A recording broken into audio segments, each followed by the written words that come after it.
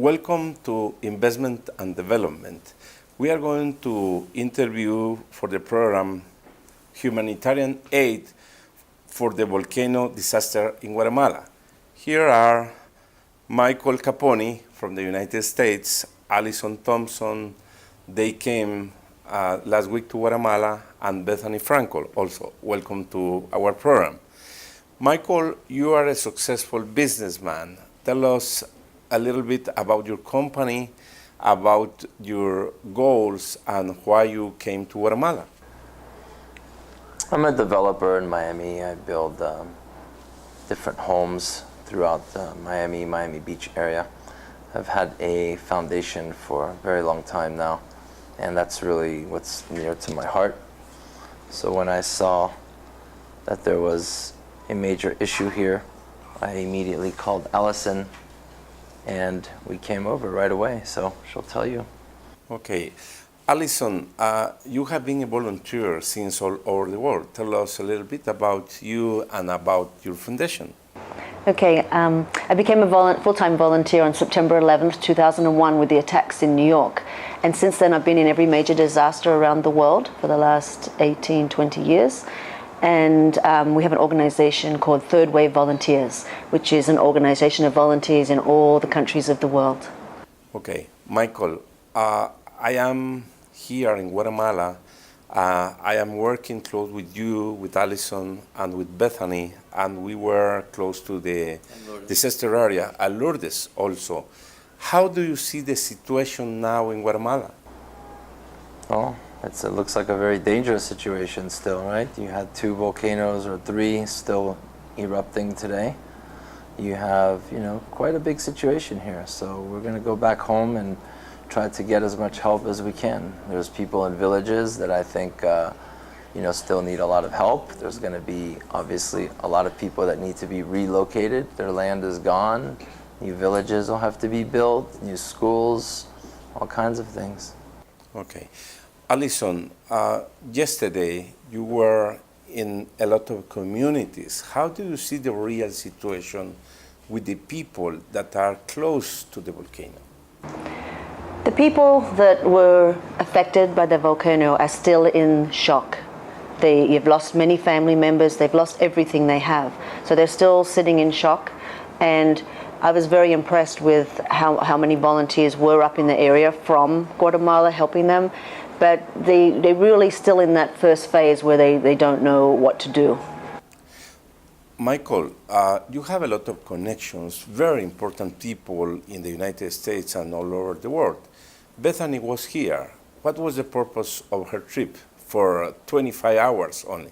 So the first thing we did is we went in a helicopter and we flew around, all the different areas so we can get a really good understanding of the lay of the land and what was happening. Then she had raised some money in the United States, so we transferred them to Walmart and Pais gift cards that we went and gave to all the different people in the camps, right, in the shelters.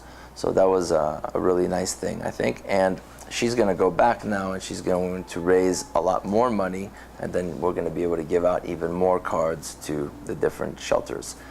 Then she goes back to the United States. She speaks on important talk shows in the news and media and kind of explains the situation through her own eyes, right? It's always different when it's someone that's actually been there, that the public knows who they are. Okay. Allison, you have a lot of experience in different countries.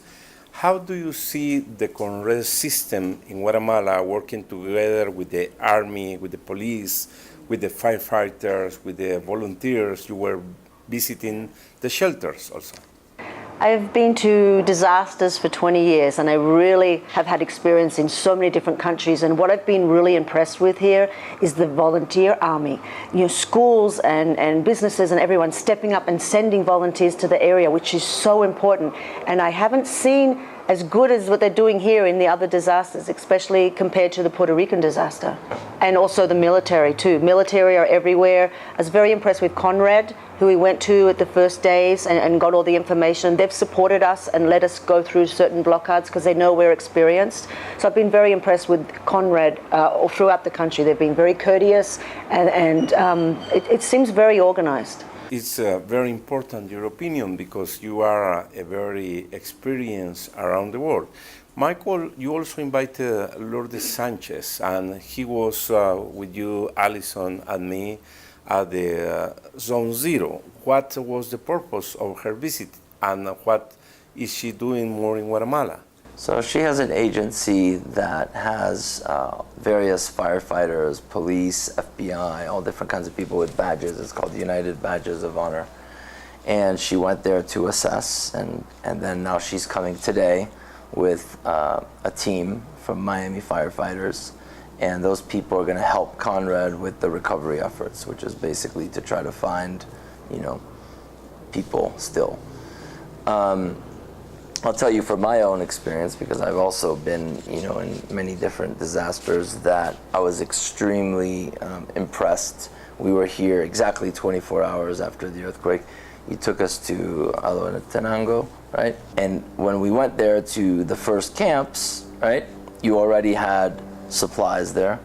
You had water, you had food, you had a pharmacy set up, you had beds set up, people had blankets, right? They may not have had everything, but I could tell you that in the United States, we don't see that ever within 24 hours like this. And, you know, nothing like that in Puerto Rico. I don't even think that happened in Puerto Rico for a month, if ever. So, you know, there's something to say about it. I think it's great, but you guys are going to need a lot more help, obviously. You know, it's as great as your force is, it's still limited. This is a very big thing, and let's hope that, you know, these things quiet down now and don't all fully erupt, because it could actually get worse. Okay. And it's not like the disaster's over. 2 volcanoes were erupting yesterday, so we're still in the middle of an active disaster. So we have to be aware of that. You know, we may have to evacuate more villages and things to come, because it's not settled yet. Well, 3 volcanoes were erupting yesterday. Your experience and your help, your solidarity is very important for our country. We really appreciate that you are coming now for the second time, and I'm sure that you will come very often. We are going to a break, and we will come back to Inversion y Desarrollo, Investment and Development.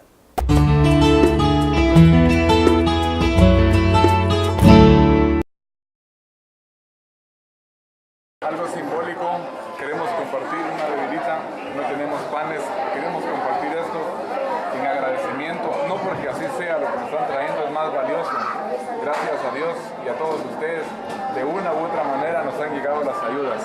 Empezaron primero con ropa, luego fueron víveres, recientemente han venido algunos con efectivo, y este privilegio que nos dan. Usted dijo algo bien clave, como para fluir el comercio, y lo más importante es que es para llenar nuestras necesidades que existen en el hogar. Hay diferentes económicas, medicina, lo que sea, pero gracias a Dios y a ustedes tendremos esa oportunidad.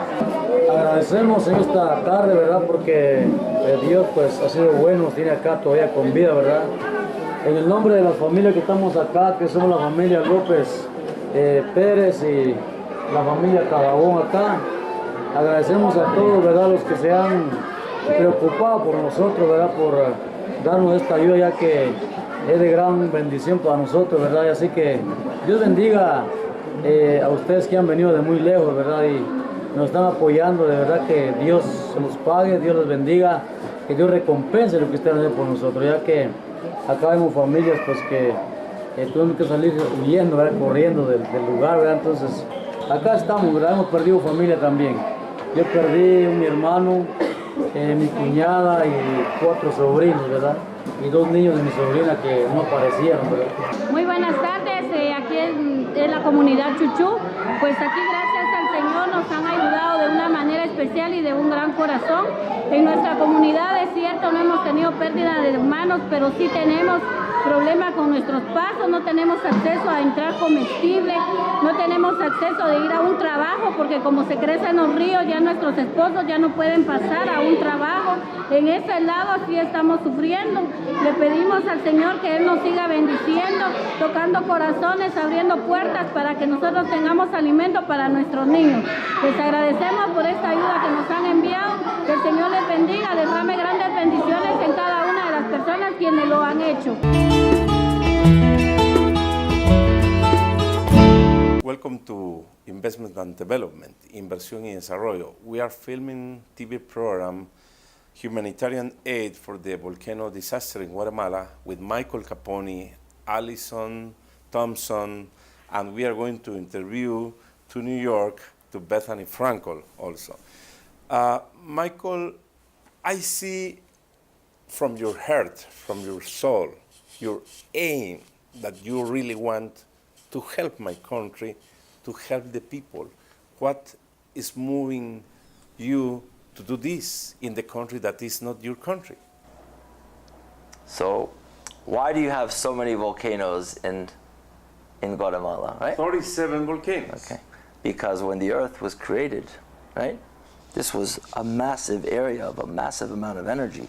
This is where a lot of energy landed, right? That's why there's volcanoes. The Mayans, they knew that. That's why they inhabited these lands. They felt the connection to it, right? They understood these things. So this is the root of who your people are, right? So these are things that I've also been studying back home. I've been to Tikal, I've understood the culture, and I've actually had a teacher, a Mayan elder, that taught me many things. So now you have these volcanoes, right? This energy center that's acting up again, right? But it's teaching humanity a very big lesson. It's not just happening in Guatemala. It's happening this week alone. You have Hawaii, Yellowstone's about to go. You have Mexico yesterday that's starting to move. You have a lot of things that are happening here, and all of this is to bring humanity into another level of coming together, helping everybody. That's why it's important that how your country and how this country reacts to this catastrophe, right, or to this disaster, is to teach the world how to do things. Yes, Guatemala is the heart of the soul. The Mayan culture empire has been in Guatemala. Allison, I was taking a look when you were delivering the groceries, the medicines, the stuff to the poor people in the shelters, and they were embracing you and you to them. What were your feelings with these people? I have this deep love for everyone, for all humans, because we are all equal. And we need to reach out. There's a lot of hatred in the world going on, and we just need to reach out and love each other. And even if I can't do much, I know that I can love and I can hold them for a few seconds. And for them, it's important too that we came from far away just to listen to their story. And that's important. And our message of Third Wave is everyone's needed. These disasters are getting so big that we all need to learn we can step up and do something. Businessmen, companies, entrepreneurs, or doctors, or whatever you do, you can help out. And that's the main message. And the message of love is very important. Michael, yesterday, the delivery was in the communities, in the rural communities. You were passing the rivers, you were riding with the motorcycle boys, thanks to Tom Palmer and his team. What did you see in the communities with the indigenous and with the poor people? Because I saw the video, they were very happy when you arrived to the communities. Yep. We've done those same things in 10 other countries. This was the one place where I saw the most appreciation, the most gratitude, and the least amount of you owe me this and this and this kind of entitlement that people have. They were just really happy that we were here, not even what they were going to get. They were just happy that people came to pay attention to them, to, like Allison says, to give them hugs, to comfort them and stuff. So, it was a beautiful village. We were in Chuchu, right? There was, 500 little kids and, hugging everybody, and, it was a really beautiful thing. And this is just one village of 50 other villages in that area that have similar situations. So, and it was very hard to get aid there. We had these, another nonprofit we worked with before in different places. Allison worked with them a lot in Puerto Rico. And you really needed, you know, this kind of army, right? We needed a truck with big wheels. We needed a bunch of motorcycles just to get to the regions. And there's other regions that are even further and harder to get, that they're probably in even worse situations. So. Yesterday, you were delivering groceries, medicines, hygiene, blankets, and so on, but water systems. Tell us the experience about riding the motorcycle in the rivers and sharing with the people and so on. We like to go to the furthest, most remote areas because we know the aid goes to, everyone goes to the one spot. So we have to find the villages of the furthest spot. Now what I noticed in all the children, everyone around, and they were laughing because children are resilient. But I looked up to try to find the volcano, and it's covered in clouds as well as smoke. And then one stage it opened for a second and I saw right above that Fuego was above them. But all day it was in the clouds, so they won't know if it's erupting. They won't see it coming. It'll be so quick. So we have to really think about evacuation because this is not over. Michael, the experience of the other countries that you have, how long do you think is going to take to move the people, reconstruct the society, give them opportunities and so on? How long do you see is going to take here? Well, we've seen it.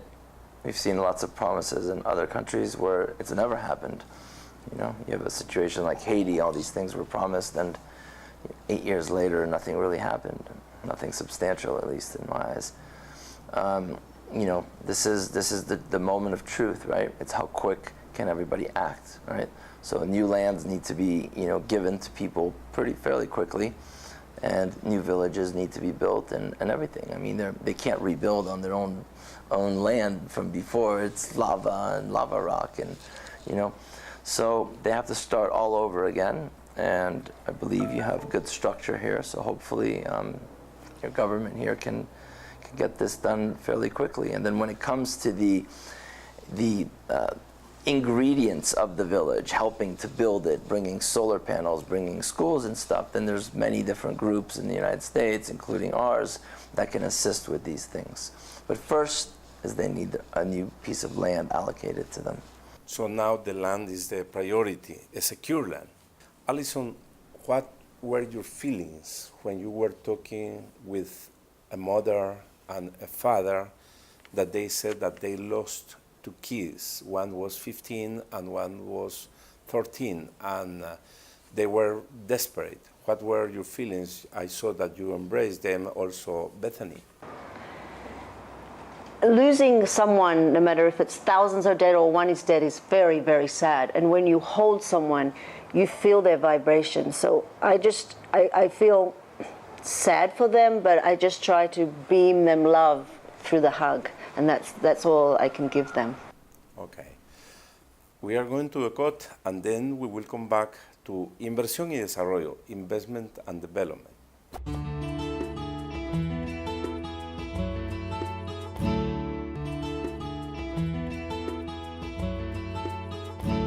Welcome to Humanitarian Aid for the Volcano Disaster in Guatemala, Investment and Development, Inversión y Desarrollo.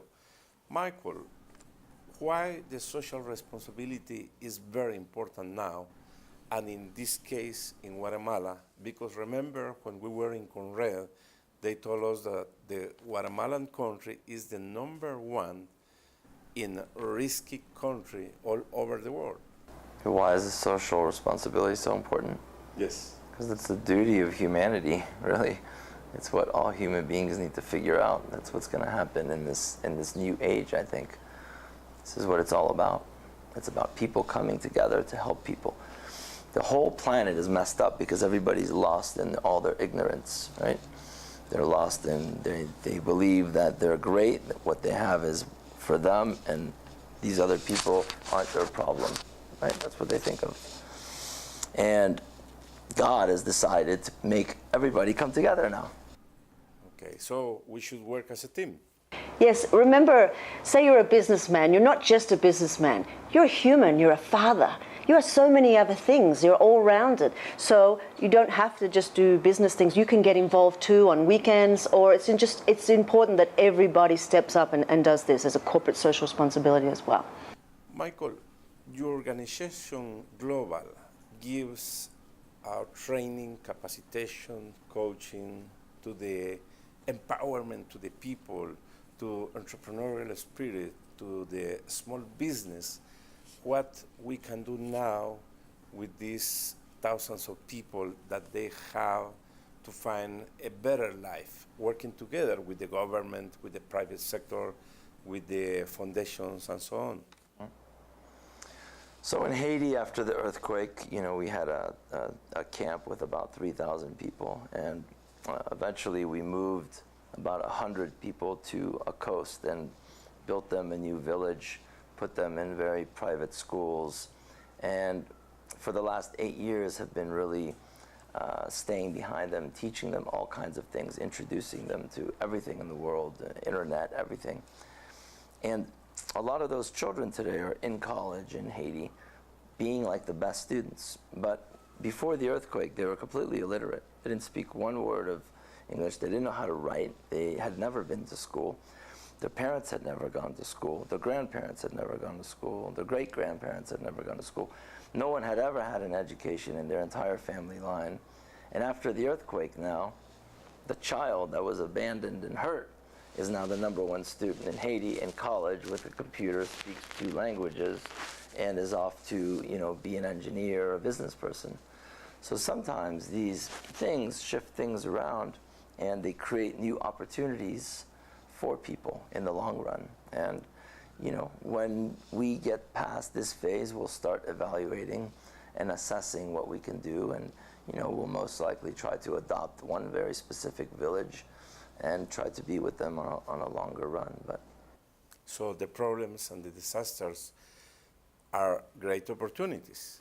Yes, and it's important also while we move forward in technology to learn from them, but learn from the indigenous tribes, because they've survived so long with the way they have done things. So it's important, when a disaster happens, all cell phones go, computers, everything goes, and it's very basic wireless radio and flashlight. So we can also learn from them.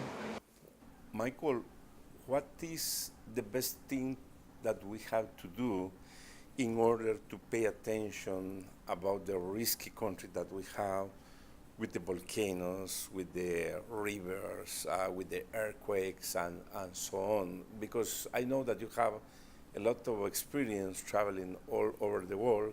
You have been with FEMA in the United States also. What are your recommendations? I mean, at this point, advanced detection systems is obviously what your country is going to need. It's very expensive, and it's a lot of very expensive technology. I understand they're down now, right, from what happened with El Fuego. So, yeah, so you had some, but hopefully after all this, the country can, with aid from different countries, perhaps invest in those things, because ultimately that's what's going to save lives, right? You had a similar situation happen in Hawaii, but there was more advanced systems and they were able to get people out in time and everything. So it's a big issue that we have to pay more attention. Alison, when we were visiting the shelters, you saw the clowns, that they were volunteers giving happiness to the children. You saw the army. They were giving a concert and the people were listening. How do you see that this is working with the people that probably they are losing many issues? We see the physical pain and the injuries on people, but sometimes we ignore the mental health, and sometimes that is bigger than the injury. The psychology of you losing family members and just losing everything. So bringing in the army and the clowns and all that is very important, and also to keep the children busy while the parents can work out what to do next. Yes, that's a very, very important part of this whole tragedy. Alison, what is your final message to the young people in Guatemala, in the United States, all over the world, to the volunteers, because you have been giving your life as a volunteer in many different countries because everybody has something to do. It doesn't matter if it's big or it's small. We are big about a donation of time, because not a lot of people can give money. So donation of time, especially if you have certain types of skills or no skills at all. You don't need skills to give out water or give someone a hug, but if you have skills, connect with the people and come. And you'll have one of the most greatest moments of your life maybe because you've stepped out of your own usual everyday being and you learn a lot as well. We learn a lot in each culture as well as helping as well. And it's very important. So everybody is needed. Okay, Michael, Alison, Bethany, Lourdes, Tom, thank you very much for your solidarity, for your support, for your help, for your love to my country, Guatemala. We really appreciate your support, and we hope that you may come many times. God bless you, God bless your family, and we are very optimistic about the future because we are going to work as a great team. And also, we want to thank you. And one of the main reasons why we're going to stay engaged and, try to do what we can here is because of you. And we were extremely impressed with you. Had you not been, all by God's will and order, right? Had you not been who you were in these previous, cycles and your former jobs in the government and things like that, you helped open doors for us, which were extremely important. And on top of that, for someone that's been, Secretary of State and been a Minister of Economy, you were basically driving us. You were, packing bags with your family. You were also hugging poor people. You were in the villages. You were driving us through the little rivers and villages. And so, we love to see people who we know really care about the country, right? And that's what I really saw with you. I also wear two hats. I can go back, put on a tuxedo, be at the helm of high society and talk to all the movers and shakers of Miami, but I can also go in Haiti and be in a tent and be in that world, right? It's what makes us have that quality of balance, right? It's a very important quality to have that, and you have that, which is a major gift. And I think there's a lot more that you're going to be doing on a grand scale for your country in years to come. Thank you very much, Michael, for your words. Thank you very much, Alison. Well, this has been a program for these people that is doing excellent job in Guatemala, in many different countries. Please donate to their organizations because they are doing their best all over the world. Thank you for being in Inversion y Desarrollo, Investment and Development. We hope to see you next week in this channel for another very important program. Thank you very much for your attention, and God bless you. Cuando pienso en mi Guatemala, el más bello paraíso.